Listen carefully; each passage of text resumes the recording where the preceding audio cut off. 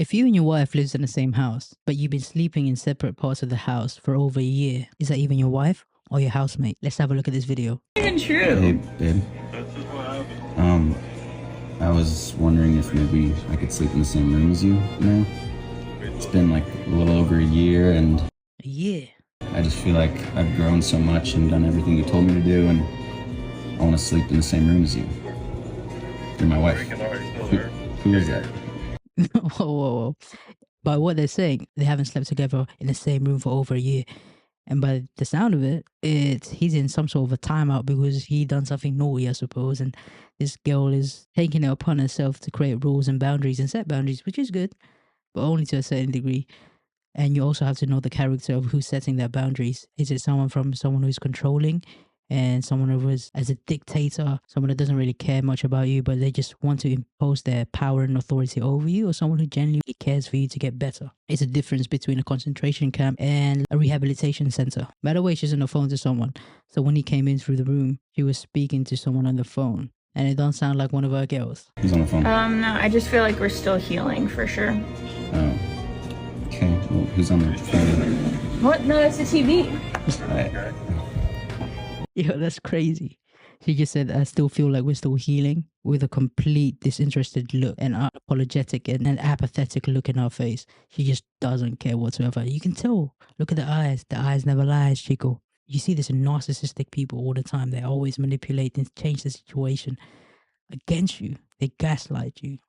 And that's what she's saying, like, that we're still healing. And she's just using that as an excuse to separate and create a boundary or create a greater division between that person that genuinely loves them, that man that wants to get better for her, and her that just wants to get away from her, but within the securities of a marriage, of still being his wife, being provided for, having a safety of a house, for instance, not having to pay for a house.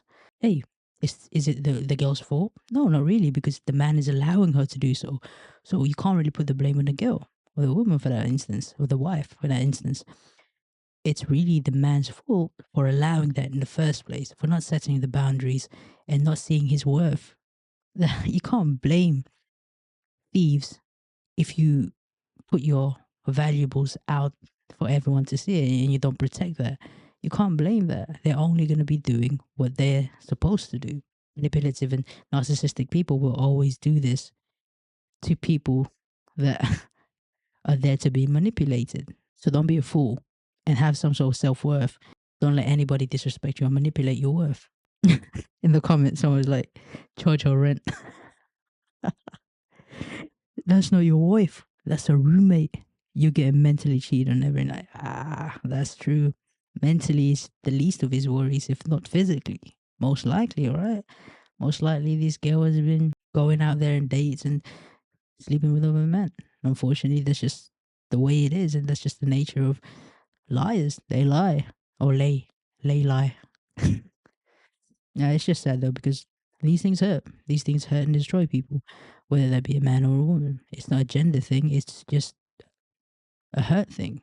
And it's just sad to see when people get hurt, they get destroyed, because once you're hurt, you're really hurt. It takes a long time, especially once you become destroyed.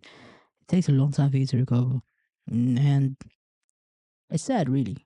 It's sad. And I just wish that we can prevent these things from happening. That's why, I try to share, that's why we try to look at these things as situations in society, so that it prevents people from being broken and people from hurting.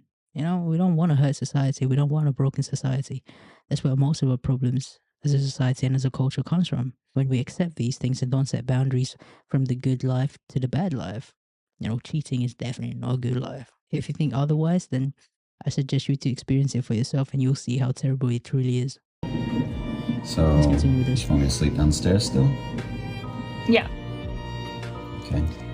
we just have more healing to do because of what happened. Okay. Love you. Just divorced already Okay. Oh. because of what happened. Now, one word that comes to mind is just remorseless. She's just absolutely remorseless. She doesn't care about the feeling of a person, or anybody for that matter. She's inconsiderate about that, and that's what narcissistic people are. They only care about their own feelings. They don't care about anyone else. As long as they get what they want, that's the only thing that matters. The end justifies the means. She doesn't care about how she sleeps in the house for free. She only cares that she sleeps in a house. Whatever that may require her to do is justified in her eyes, which is wrong. Don't be like that. I mean, I just feel sorry for those, because if that is her, like, we don't know what he did, because, you know, this full story isn't out there. But even if he did the worst, to make someone suffer continuously like a prisoner, well, it's inhumane. It's remorseless. You don't care about anyone else's feelings. Like, if he truly did something that bad and you're not willing to forgive him, then let him go.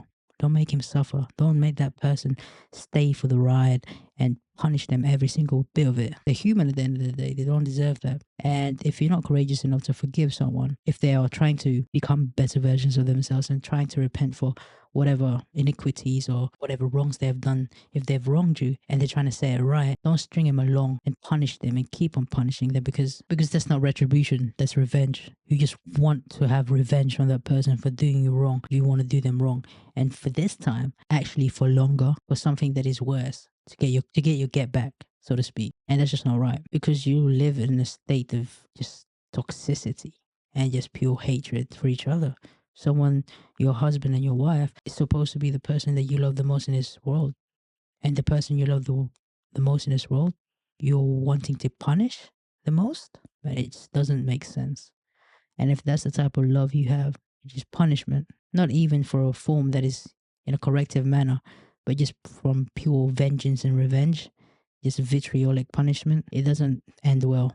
And I hope either she admits to it, or she leaves, or I hope the man finds value in himself, the husband in this case, finds value in himself and develops some sort of self-respect to see that he's just being manipulated and used, and he's not being valued. We all deserve to be valued in life, in our work, but most specifically in our relationships. In a marriage, we need to be valued. We have to be valued. That's the very notion of a marriage, is that someone else values you and makes a promise to value you for the rest of their life. And that's what we're really missing in marriages nowadays. That's why marriages don't really end up well. Hope you like this video. Hopefully it helps you. And remember, prevention is always better than the cure. As much as possible, prevent yourself from being in situations like this, from having relationships that are toxic, by setting your boundaries and knowing what you want.